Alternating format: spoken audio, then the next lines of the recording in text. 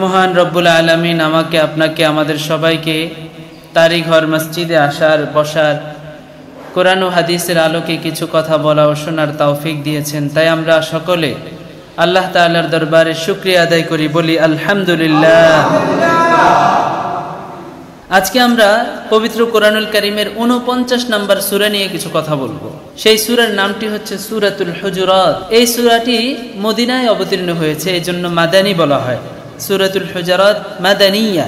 এই সূরার আয়াত সংখ্যা হচ্ছে 18টি, রুকু সংখ্যা হচ্ছে 2টি এবং এই সূরাটি 26তম পারায় অবস্থিত। তো সূরাতুল হুজুরাতকে আরেকটা নামেও ডাকা হয়, সেই নামটি হচ্ছে সূরাতুল আখলাক। অর্থাৎ এই সূরার মধ্যে আমাদের আখলাক, আমাদের চরিত্র কেমন হবে, আমাদের রীতিনীতি কেমন হবে, এই সমস্ত বিষয় নিয়ে আলোচনা করা হয়েছে। সামাজিক রীতিনীতি কেমন হওয়া উচিত, আমাদের চরিত্র কেমন হওয়া উচিত, আমাদের আখলাক কেমন হওয়া উচিত, এই সূরাতে আল্লাহ রাব্বুল আলামিন মোটা অঙ্কে কয়েকটা বিষয় আলোচনা করেছেন। ইনশাআল্লাহ আমরা সেগুলোই আলোচনা করব। তো এই যে শিক্ষাগুলো এই সূরা থেকে, আমরা যদি এই শিক্ষাগুলো ধারণ করতে পারি, আমরা যদি এই শিক্ষাগুলোকে লালন করতে পারি, তাহলে আমাদের চরিত্রগুলো সর্বোত্তম চরিত্র হয়ে যাবে। আশরাফুল মাখলুকাত, সর্বোত্তম সৃষ্টি হিসেবে আমাদের চরিত্র যেমন হওয়া দরকার, এই সূরার কথাগুলো শুনলে আমাদের চরিত্র ইনশাআল্লাহ তেমন হয়ে যাবে।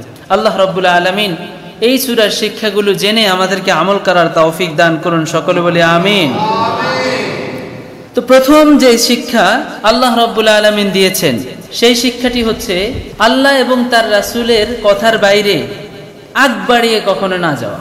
আল্লাহ এবং তার রাসূল যেটা বলেছেন সেটাকেই ফাইনাল মনে করে নেওয়া। আল্লাহ রাব্বুল আলামিন সূরাতুল হুজুরাতের প্রথম আয়াতের মধ্যে বলেন, ইয়া আইয়ুহাল্লাযীনা আমানু লা তুকদ্দিমু বাইনা ইয়াদাইল্লাহি ওয়া রাসূলিহি ওয়াত্তাকুল্লাহ। আল্লাহ রাব্বুল আলামিন বলেন, হে মুমিন বান্দারা শোনো শোনো, আল্লাহ এবং তার রাসূলের কথার সামনে তোমরা কখনো টপকে যেও না, তাদের কথার সামনে কখনো আগ বাড়িয়ে কথা বলো না, এবং তোমরা সর্বাবস্থায় একজনকে ভয় করো। আওয়াজ করে বলুন তো তিনি কে? লা তুকদ্দিমু বাইনা ইয়াদাইল্লাহি ওয়া রাসূলিহি ওয়াত্তাকুল্লাহ। আল্লাহ এবং তার রাসূল যেটা বলেছেন সেটাই ফাইনাল, এর বাইরে কোনো কথা চলবে না। যত বড় ক্ষমতাধর ব্যক্তি হোক না কেন, আল্লাহ এবং তার রাসূলের কথার বিরোধী যদি হয়ে যায়, তাহলে সেই কথার কোনো দাম নাই। দাম হচ্ছে যেটা আল্লাহ এবং তার রাসূল বলেছেন। বলেন আল্লাহু আকবার। এজন্য আল্লাহর কথা কোনটা সেটা আমাদেরকে জানতে হবে। এই কোরআনের মধ্যে যা কিছু রয়েছে সবকিছু হচ্ছে আল্লাহর কথা। কার কথা? এবং রাসূল সাল্লাল্লাহু আলাইহি ওয়াসাল্লাম যা কিছু বলেছেন সেটা হচ্ছে হাদিস, সেটা হচ্ছে সুন্নাহ। সুতরাং সুন্নাতের মধ্যে যা কিছু রয়েছে, হাদিসের মধ্যে যা কিছু রয়েছে, সেগুলো হচ্ছে আল্লাহর হাবিব সাল্লাল্লাহু আলাইহি ওয়াসাল্লামের কথা। তাহলে আমরা বুঝে গেলাম কোরআন এবং হাদিস এই দুইটা হচ্ছে আল্লাহ এবং তার রাসূলের কথা। এই দুইটা হচ্ছে আমরা সর্বপ্রথম এগুলোকে মুকদ্দম রাখবো, অগ্রসর করে রাখবো। এর বাইরে পৃথিবীর যত বড় প্রভাবশালী নেতা হোক না কেন, যদি কোরআন হাদিসের বিরুদ্ধে যায়, কোরআন হাদিসের বাইরে যায়, সেই কথাকে কোনো মুমিন পালন করতে পারে? আমাদেরকে মনে রাখতে হবে। এজন্য আল্লাহ রাব্বুল আলামিন বলেন, ওয়ামা কানা লিমুমিনিন ওয়ালা মুমিনাতিন ইযা কাদাল্লাহু ওয়া রাসূলুহু আমরান আন ইয়াকুনা লাহুমুল খিয়ারাতু মিন আমরিহিম। আল্লাহ রাব্বুল আলামিন বলেন, যখন আল্লাহ রাব্বুল আলামিনের কোনো ফয়সালা চলে আসে, কোনো মুমিন পুরুষ অথবা কোনো মুমিন নারীর এই অধিকার নাই সেই ফয়সালাকে ভেঙে ফেলা, সেই ফয়সালাকে টপকে নিজের মতো করে সিদ্ধান্ত নেওয়া। সিদ্ধান্ত যদি আগে থেকেই চলে আসে, কোনো মুমিন পুরুষ অথবা কোনো মুমিন নারীর সেটাকে ভেঙে ফেলার কোনো রকম কোনো অধিকার নাই, ঠিক কিনা? কারণ এই সিদ্ধান্ত কার পক্ষ থেকে এসেছে? আল্লাহর পক্ষ থেকে এসেছে। এবার আল্লাহ যা বলেছেন সেটাই আমাদেরকে পালন করতে হবে। আল্লাহ যা থেকে বিরত থাকতে বলেছেন সেটা থেকেই আমাদেরকে বিরত থাকতে হবে। এবং আল্লাহর হাবিব সাল্লাল্লাহু আলাইহি ওয়াসাল্লাম তিনি যা বলেছেন সেটা, তিনি যা থেকে বিরত থাকতে বলেছেন সেটা থেকে আমাদেরকে বিরত থাকতে হবে। আল্লাহ রাব্বুল আলামিন বলেন, ওয়ামা আতাকুমুর রাসূলু ফাখুযুহু ওয়ামা নাহাকুম আনহু ফান্তাহু। বলেন আল্লাহু আকবার। আল্লাহ রাব্বুল আলামিন বলেন, তোমাদের রাসূল তোমাদের জন্য যা নিয়ে এসেছে সেটাকে তোমরা আঁকড়ে ধরো। রাসূল তোমাদেরকে যা থেকে বিরত থাকতে বলেছেন সেগুলো থেকে তোমরা বিরত থাকো। যা আঁকড়ে ধরতে বলেছেন সেটাকে যদি আঁকড়ে ধরো, যা থেকে বিরত থাকতে বলেছেন সেটা থেকে যদি বিরত থাকো, তাহলে দুনিয়া এবং আখিরাতে তোমাদের জন্য কল্যাণ রেখেছেন যিনি, আওয়াজ করে বলুন তো তিনি কে? আল্লাহ আমাদের জন্য কল্যাণ রেখেছেন। এজন্য তিনি যা বলেছেন সেটা আমাদেরকে ধরতে হবে, তিনি যা থেকে বিরত থাকতে বলেছেন তা আমাদেরকে ছাড়তে হবে। আচ্ছা, ফজরের নামাজ কয় রাকাত? 4 রাকাত। কেউ যদি বলে আমি 2 রাকাত পড়বো, হবে? কেউ যদি বলে আমি 6 রাকাত পড়বো, হবে? যা বলেছেন তার হাবিব সেটাকেই পালন করতে হবে, এর বাইরে যাওয়া যাবে না। কারণ আল্লাহর রাসূল যা বলেছেন সেটাই, এর বাইরে যাওয়ার কোনো অধিকার আমাদের নাই। এক সাহাবী এসে বললেন, বিশ্বনবী ইন্নী উসাল্লিল লাইলা গামাদান, আমি সব সময় শুধু নামাজ পড়বো রাতের বেলা। রাতের বেলা আমি কখনো ঘুমাবো না, কোনোদিন ঘুমাবো না, সারা রাত দাঁড়িয়ে দাঁড়িয়ে আমি নামাজ পড়বো, কখনোই নামাজ থেকে আমি বিরত থাকবো না, কখনো আমি ঘুমাবো না, একদমই ঘুমাবো না, শুধু রাতের বেলা নামাজই পড়বো। এক সাহাবী বললেন। আরেকজন সাহাবী বললেন, আনা আসুমুদ দাহরা ওয়ালা উফতিরু, আজীবন শুধু আমি রোজা রাখবো, সব সময় আমি রোজা রাখবো, কোনোদিন আমি রোজা ভাঙবো না, প্রতিদিন শুধু আমি রোজাই রাখতে থাকবো, একটা দিনের জন্য আমি রোজা ভাঙবো না।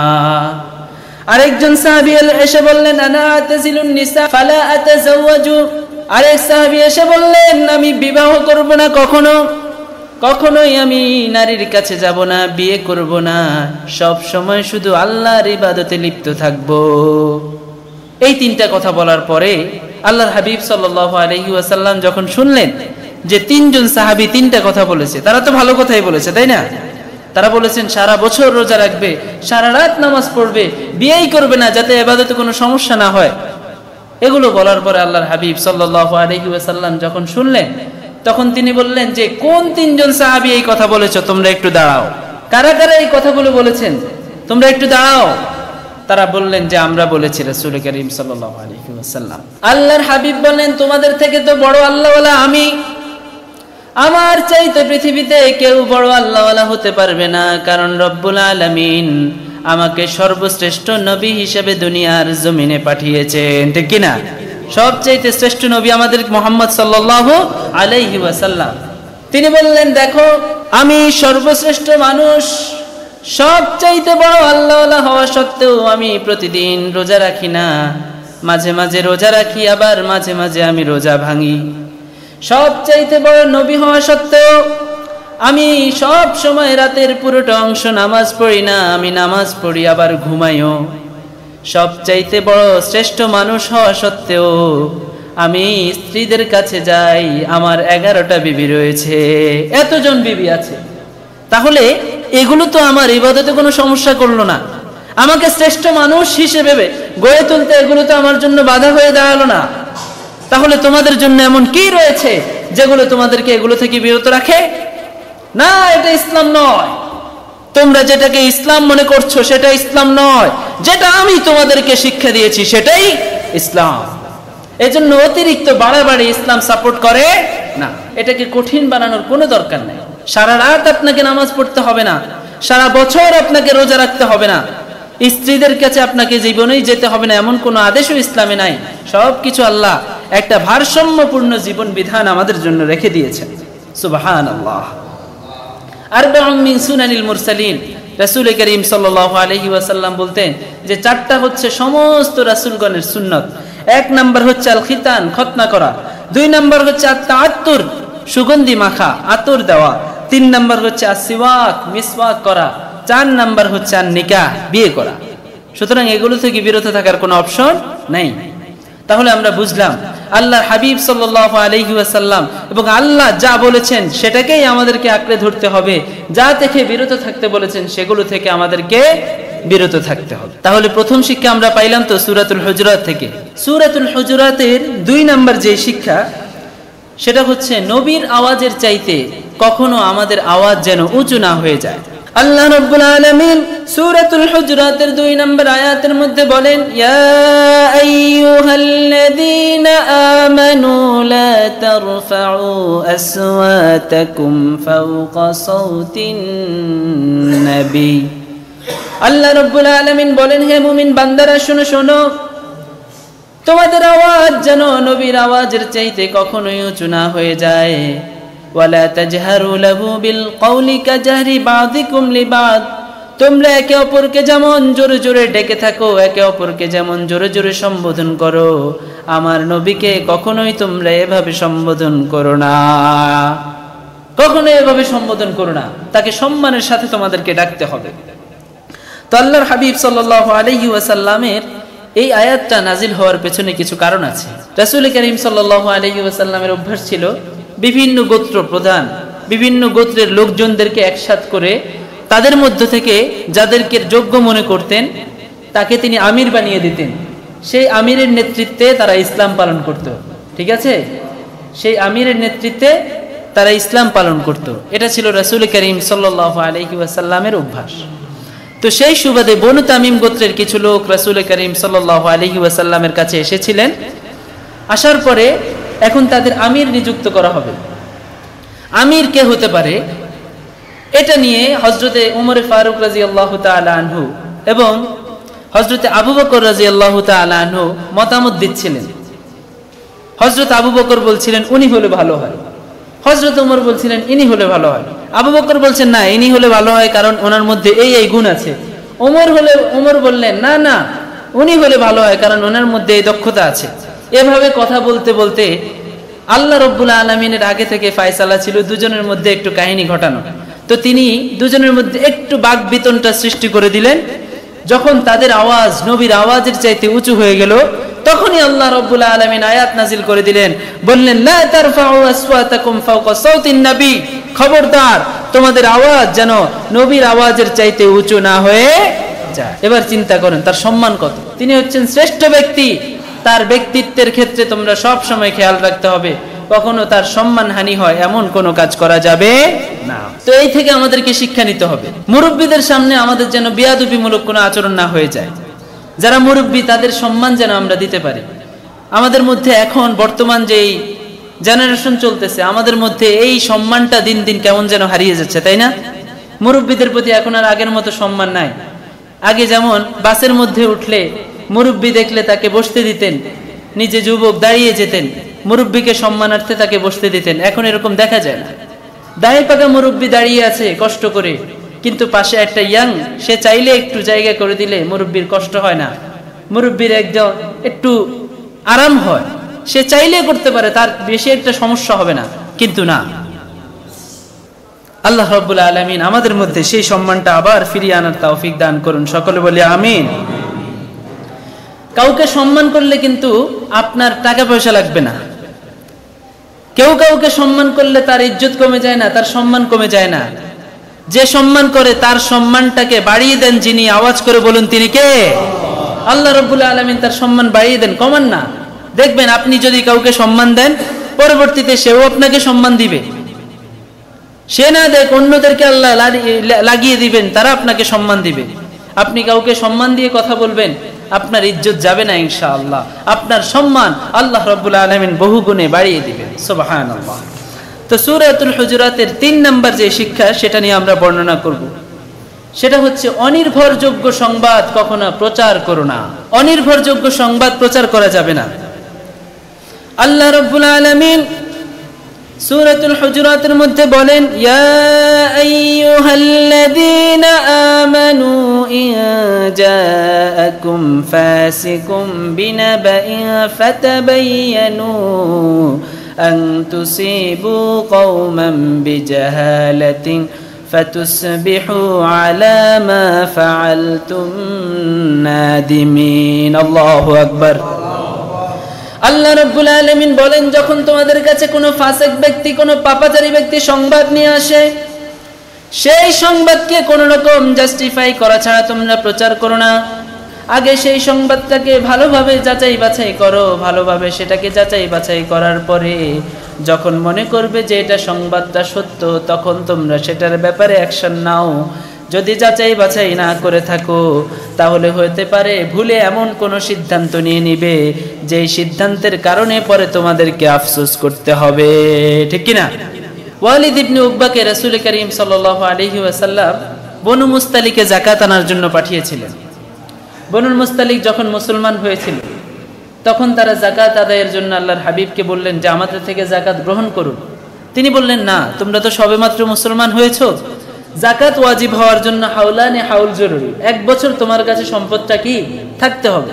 মাত্র মুসলমান হয়েছে, 1 বছর অতিবাহিত হোক, তারপরে তোমরা যাকাত দিও, এর আগে লাগবে না। 1 বছর যখন হয়ে গেল, আল্লাহর হাবিব সাল্লাল্লাহু আলাইহি ওয়াসাল্লাম তাদেরকে বললেন তোমরা যাকাতের জন্য প্রস্তুত থাকো। যাকাত উসুলের জন্য একজন সাহাবীকে প্রেরণ করলেন। সেই সাহাবী হচ্ছেন ওয়ালিদ ইবনে উকবা। ওয়ালিদ ইবনে উকবাকে যখন পাঠালেন আল্লাহর হাবিব বনুল মুস্তালিকে, জাহিলি যুগে ওয়ালিদ ইবনে উকবার সাথে বনুল মুস্তালিকের কিছুটা দ্বন্দ্ব ছিল। আল্লাহর হাবিব সাল্লাল্লাহু আলাইহি ওয়াসাল্লাম সেই দ্বন্দ্বটাকে মিটিয়েছিলেন, এখন আর তাদের মধ্যে কোনো দ্বন্দ্ব নাই। কিন্তু যখন ওয়ালিদ ইবনে উকবা যাকাত আদায়ের জন্য তাদের কাছে যাচ্ছিলেন, হঠাৎ করে তার মনের মধ্যে একটা ভয় সঞ্চার হলো যে আচ্ছা, আমি তো একা যাচ্ছি, ওরা যদি আমাকে মেরে ফেলে। তারপর ওই দিক দিয়ে বনুল মুস্তালিকের যে লোকরা ছিল তারা যখন শুনল আল্লাহর হাবিব সাল্লাল্লাহু আলাইহি ওয়াসাল্লামের সাহাবী আসছে যাকাত প্রদানের জন্য, যাকাত নেওয়ার জন্য, গ্রহণ করার জন্য, তখন তারা আনন্দে আত্মহারা হয়ে তারা তাকে সংবর্ধনা জানানোর জন্য রাস্তার মধ্যে সবাই মিলে বের হলেন। আল্লাহর রাসূলের সাহাবীকে কি করবেন? সংবর্ধনা জানাবেন, অভ্যর্থনা জানাবেন, এটার জন্য বের হলেন। তখন তারা তরবারি টরবারি সবকিছু এমনি সাথে রাখলেন, অভ্যর্থনা জানাবেন নতুন কৌশলে। ওয়ালিদ ইবনে উকবা যখন দেখলো তার জন্য দাঁড়িয়ে আছে অনেক লোক, বনুল মুস্তালিকের অনেকগুলো সাহাবী যখন দেখলেন তারা দাঁড়িয়ে আছে, ওয়ালিদ ইবনে উকবা ভয় পেয়ে গেলেন। ভাবলেন যে তারা হয়তো যাকাত দিতে চাচ্ছে না, তারা হয়তো অমুসলিমদের কাতারে চলে গিয়েছে, মুরতাদ হয়ে গিয়েছে, হয়তো তারা আমাকে পেলে মেরে ফেলবে, এই জন্য আমার ভয় হচ্ছে। এই চিন্তা করে ওয়ালিদ ইবনে উকবা চলে গেলেন। গিয়ে আল্লাহর হাবিব সাল্লাল্লাহু আলাইহি ওয়াসাল্লামকে বললেন যে রাসূল, ওরা তো মনে হয় মুরতাদ হয়ে গেছে, কারণ আমি দেখেছি ওরা তরবারি নিয়ে আমার জন্য দাঁড়িয়ে আছে, আমি এজন্য যাইনি, চলে এসেছি, আপনি ওদের ব্যাপারে অ্যাকশন নেন।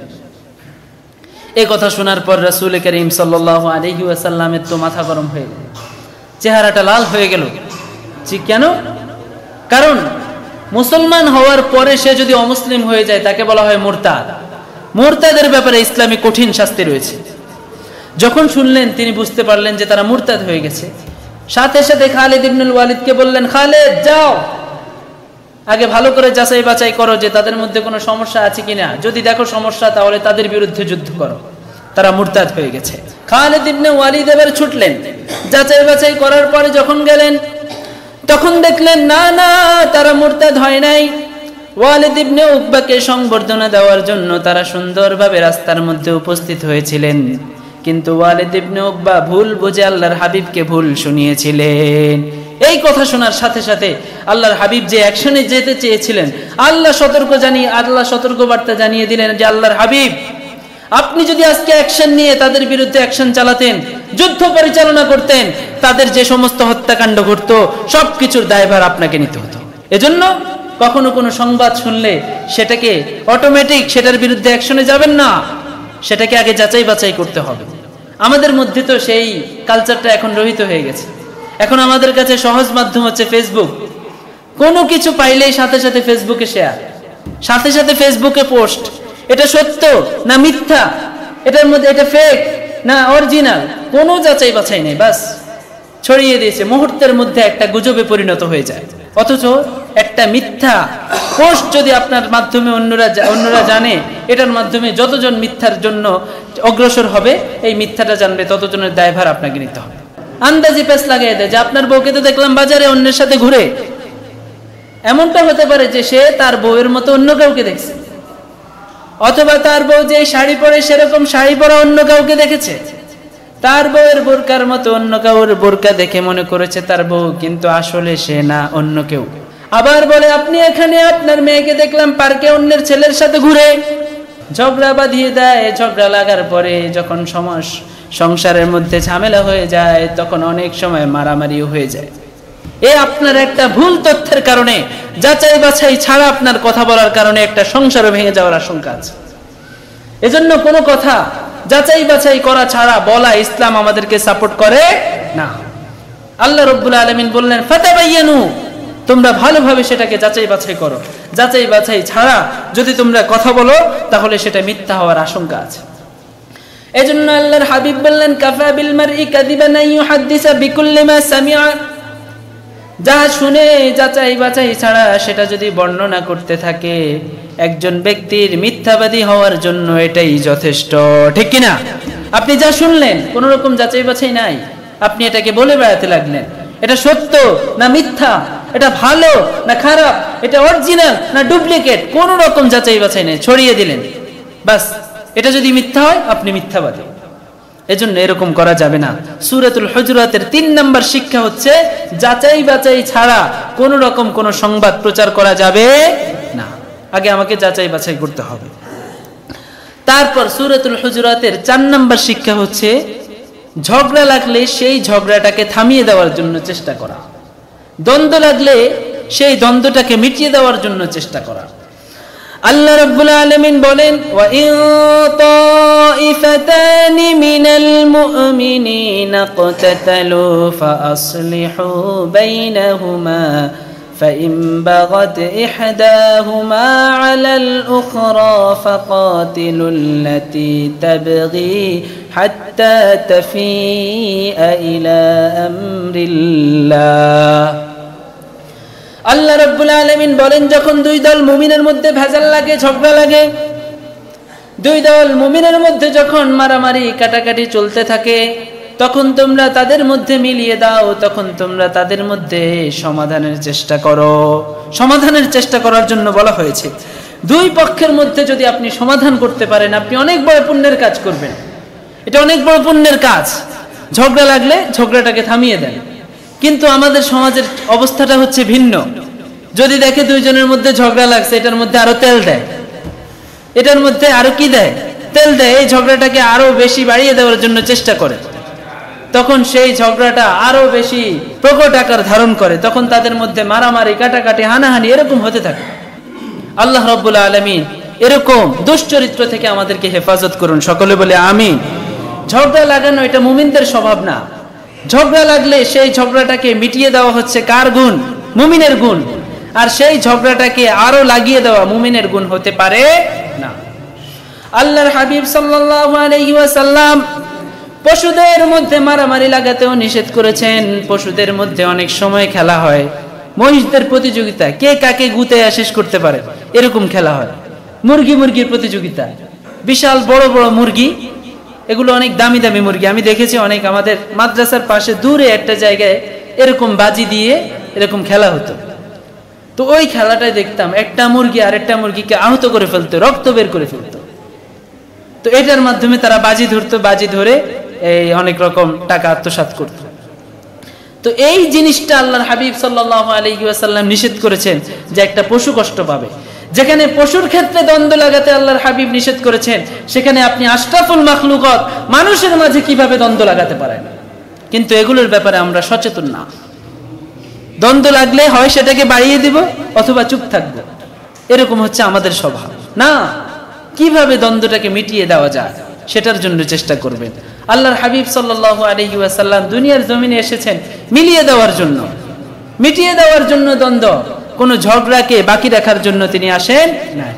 এই জন্য আল্লাহর হাবিবের উম্মত হওয়ার কারণে আমাদেরও বৈশিষ্ট্য হবে মিলিয়ে দেওয়া, ঝগড়া লাগানোর না।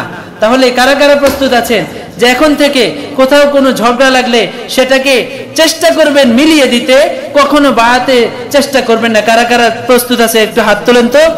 আল্লাহ রাব্বুল আলামিন সবাইকে তৌফিক দান করুন, সকলে বলি আমিন। এটা অনেক বড় গুণ।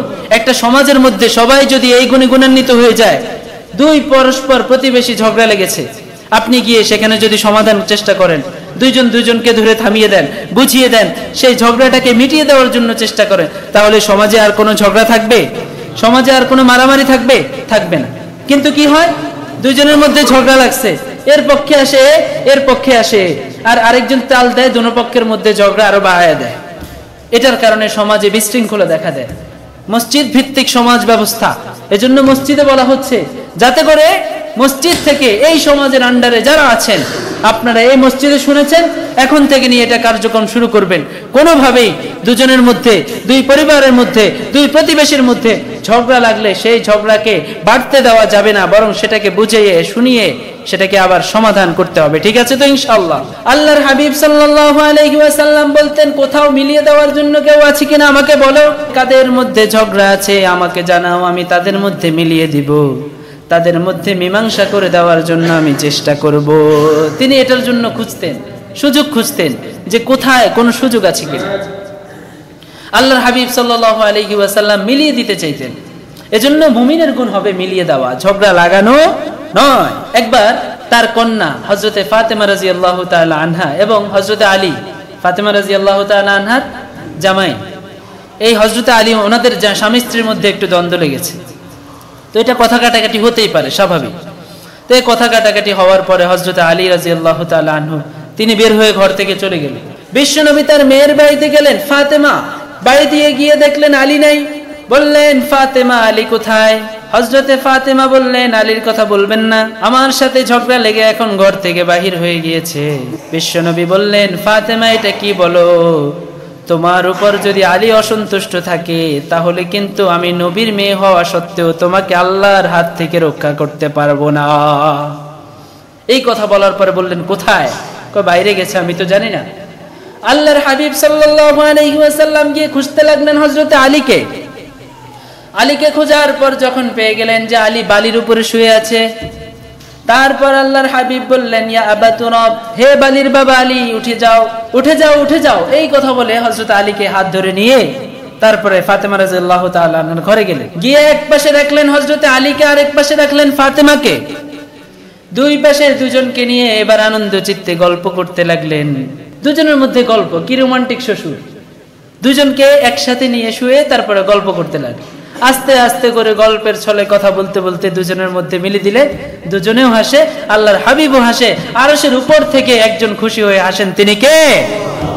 এটা ছিল আল্লাহর হাবিব সাল্লাল্লাহু আলাইহি ওয়াসাল্লামের বৈশিষ্ট্য। তিনি যখন দেখতেন কোনো দ্বন্দ্ব হচ্ছে তখন সেটাকে তিনি মিটিয়ে দিতেন, সেটাকে আগ বাড়িয়ে দেওয়ার কোনো চেষ্টা করতেন না। মদিনার মধ্যে আউস এবং খাজরাজ দুইটা গোত্র ছিল বড়, যুগ যুগ ধরে তাদের মধ্যে দ্বন্দ্ব, যুদ্ধ লেগে আসছিল, কেউ থামাতে পারছিল না, থামানোর চেষ্টাও তেমন ছিল না। দাদা যখন মৃত্যুবরণ করত, ছেলে এবং নাতিদেরকে ওসিয়ত করে যেত যে তারা আমাদের শত্রু, তাদের প্রতিশোধ তোমরা নিবি। ঠিক আছে, এরকম ভাবে শত্রুতা ছিল।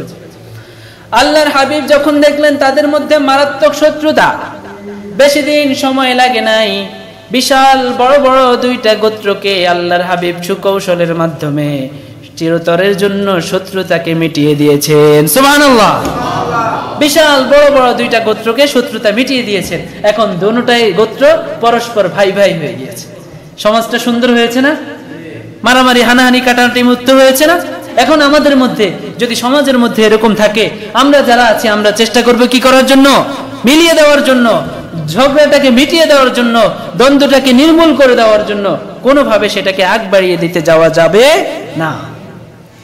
তারপর এরকম ছিল আল্লাহর হাবিব সাল্লাল্লাহু আলাইহি ওয়াসাল্লামের বৈশিষ্ট্য।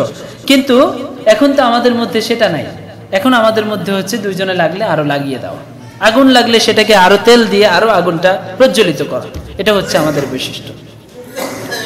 আল্লাহর হাবিব সাল্লাল্লাহু আলাইহি ওয়াসাল্লাম একদিন আয়েশা রাদিয়াল্লাহু তাআলা আনহার ঘরে থাকার কথা। তো আয়েশার ঘরে থাকা সত্ত্বেও সাউদা রাদিয়াল্লাহু তাআলা আনহা পায়েস নিয়ে এসেছেন আল্লাহর হাবিবের জন্য হাদিয়া, পায়েস নিয়ে এসেছেন। নিয়ম হচ্ছে আয়েশার ঘরে রান্না বান্না সব হবে আয়েশার, আয়েশার রান্না আল্লাহর হাবিব খাবেন। কিন্তু তারপরে সাউদা রাদিয়াল্লাহু তাআলা আনহা আল্লাহর হাবিবের আরেকজন স্ত্রী, তিনি পায়েস নিয়ে এসেছিলেন। তখন আয়েশা রাদিয়াল্লাহু তাআলা আনহা মাথা গরম হয়ে গিয়েছিল। তিনি একটু ছোট ছিলেন বয়সে, তো মাথা অনেক গরম ছিল। তিনি পায়েসটাকে একদম সাউদার গালের মধ্যে মাখিয়ে দিলেন মাথা গরম হয়ে যাওয়ার পরে। তারপরে এটা নিয়ে সাউদা রাদিয়াল্লাহু তাআলা আনহা রিপোর্ট করলেন আল্লাহর হাবিবের কাছে। বললেন, ইয়া রাসূলুল্লাহ, ইয়া হাবিবাল্লাহ, আপনার কুমারী স্ত্রী আয়েশা আমার গালের মধ্যে পায়েস মেখে দিয়েছে। আপনি আপনার কুমারী স্ত্রী আয়েশার বিচার করতে হবে। আল্লাহর হাবিব বললেন, অবশ্যই করব, আয়েশাকে ডাকো। তারপর আয়েশাকে ডাকা হলো, বলল, তুমি কি পায়েস মেখে দিয়েছিলে কিনা? আল্লাহর হাবিবের বৈশিষ্ট্য ছিল উভয় পক্ষ থেকে কথা শোনা। যখন বিচার করবে তখন উভয় পক্ষের কথা শুনতে হবে। এক পক্ষের কথা শুনে আপনি কোনো অ্যাকশনে যেতে পারবেন না। হতে পারে এই পক্ষ আপনাকে এটা বলেছে কিন্তু এটা ভুল, ওই পক্ষের আরেকটা কথা ছিল, আরেকটা যুক্তি ছিল। এজন্য এক পক্ষের কথা শুনে কখনোই কোনো সিদ্ধান্ত নেওয়া যাবে না। আল্লাহর হাবিব সাথে সাথে জিজ্ঞেস করলেন আম্মা জান আয়েশাকে, হে আয়েশা, তুমি কি তার গালের মধ্যে পায়েস মেখে দিয়েছিলে কিনা? আয়েশা বললেন, হ্যাঁ হ্যাঁ, আমার মাথা গরম হয়ে গিয়েছিল, এজন্য আমি তার গালের মধ্যে পায়েস মেখে দিয়েছি। আমার কিছু করার নাই, মাথা গরম হয়ে গিয়েছিল, এজন্যই আমি তার গালের মধ্যে পায়েস মেখে দিয়েছি। আল্লাহর হাবিব বললেন, তোমার বিচার হবে, কঠিন বিচার। ডাক দিয়ে বললেন, হে সাউদা, তুমি এদিকে আসো, পায়েসগুলো হাতে নাও। পায়েসগুলো হাতে নিয়ে এবার আয়েশার গালের মধ্যে তুমিও মাখিয়ে দাও। উভয়ে হাসছিল, আল্লাহর হাবিবও হাসছিল। আরশের উপর থেকে একজন খুশি হয়ে গেলেন, আওয়াজ করে বলুন তো তিনি কে? কি সুন্দর মীমাংসা! আল্লাহর হাবিব হাসিতে খুশিতে তাদের মধ্যে মীমাংসা করে দিলেন। দুজনে হাসতে হাসতে বিষয়টা ক্লিয়ার হয়ে গেল, এখন আর কোনো শত্রুতা নেই। তো সূরাতুল হুজুরাতের 4টি শিক্ষা সম্পর্কে আমরা আলোচনা করেছিলাম। 1 নম্বর শিক্ষা হচ্ছে আল্লাহর হাবিব এবং আল্লাহ যা বলেছেন সেটাই ফাইনাল, এর বাইরে কোনো কিছু করা যাবে না, এর বাইরে কোনো ক্ষমতাধরের ক্ষমতা মানা যাবে না। যা তারা বলেছেন এর বিপরীতে গেলে কোনোটাকেই মানা যাবে না। এটা হচ্ছে 1 নম্বর। 2 নম্বর হচ্ছে নবীর আওয়াজের চাইতে নিজেদের আওয়াজ কখনোই বেড়ে যাওয়া যাবে না, তার আওয়াজের চাইতে আমাদের আওয়াজ উঁচু হওয়া যাবে না। এর মানে আমাদের বর্তমান সময়ে যারা আমাদের বয়সে সিনিয়র, যারা আমাদের জ্ঞানে সিনিয়র, যারা আমাদের বিভিন্ন দিক থেকে সিনিয়র, তাদের আওয়াজের চাইতে তাদেরকে আমরা অবশ্যই সম্মান করতে হবে। তাদের আওয়াজের চাইতে আমরা বড় উচ্চ গলায় কথা বলবো না, তাদেরকে আমাদের সম্মান করতে হবে। আমরা মুরব্বীদেরকে সম্মান করলে আমাদের সম্মান তো কমবে না, আমরা তাদেরকে সম্মান করব, আমাদের বাচ্চারা আমাদেরকে সম্মান করবে, তাই তো? কিন্তু আপনি যদি বেয়াদবি করেন, আপনি যদি মুরব্বীদের সাথে বেয়াদবি করেন, আপনার বাচ্চারা, আপনার নাতিপুতিরাও আপনার সাথে বেয়াদবি করবে। বেশি দিন নাই, আপনি যেমন করবেন, জৈসা করেগা ওইসা পায়েগা, ওরকমই আপনার ফলাফল হবে। 2 নম্বর শিক্ষা ছিল এটা। 3 নম্বর শিক্ষা হচ্ছে অনির্ভরযোগ্য কোনো সংবাদ প্রচার করা যাবে না। কোনো একটা সংবাদ শোনার সাথে সাথে ফেসবুকে শেয়ার দেওয়া যাবে না, সাথে সাথে সেটাকে পোস্ট করে দেওয়া যাবে না। এটাকে জাস্টিফাই করতে হবে, ভেরিফাই করতে হবে, যাচাই বাছাই করে যখন শিওর হওয়া যাবে তখন সেটাকে প্রচার করতে হবে। 4 নম্বর শিক্ষা, কোথাও যদি ঝগড়া লেগে যায় দুজন ব্যক্তির মাঝে, 2টা পরিবারের মাঝে, 2টা গোত্রের মাঝে, 2টা সমাজের মধ্যে, তখন সেটার মধ্যে কিভাবে সংশোধন করা যায়, তাদের মধ্যে কিভাবে মানিয়ে দেওয়া যায়, এটাই হবে মুমিনের বৈশিষ্ট্য। ঝগড়া লাগিয়ে দেওয়া, ঝগড়া বাড়িয়ে দেওয়া মুমিনের বৈশিষ্ট্য হতে পারে না। আরো অনেকগুলো বৈশিষ্ট্য রয়েছে, ইনশাআল্লাহ আমরা আগামী সপ্তাহে আলোচনা করব।